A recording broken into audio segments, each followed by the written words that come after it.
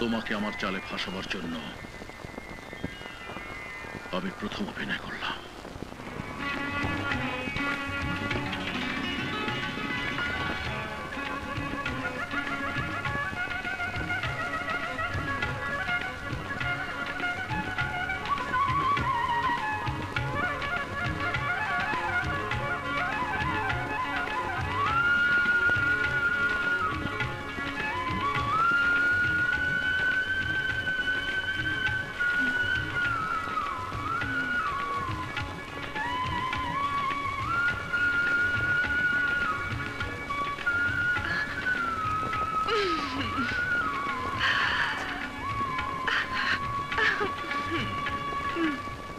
বুঝলেন স্যার, এই এক জীবনে আমি মানুষ দেখেছি অনেক, কিন্তু লাট সাহেবের মতো এমন মানুষ আমি আর দেখিনি।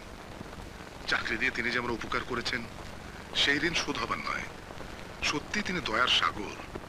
এমন মানুষের সঙ্গে পরিচয় থাকাটাও সৌভাগ্যের। ঠিকই বলেছেন।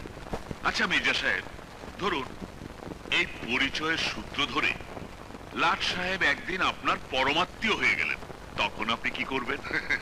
কেন খামাখা ঠাট্টা করছেন? আরে ঠাট্টা নয় মির্জা সাহেব, ঠাট্টা নয়। আমি বলছিলাম আপনার বোন সুমার কথা। সুমা? হ্যাঁ, সুমার স্বভাব চরিত্র, চাল চলন, কথাবার্তা, কাজে কর্মে লাট সাহেব ভীষণ খুশি। মাঝে মধ্যে মনে হয় সুমার প্রতি তিনি বেশ দুর্বল।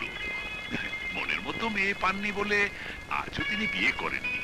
তাই বলছিলাম লাট সাহেবের সঙ্গে সুমার বিয়ে হলে। আমি কি শুনলাম?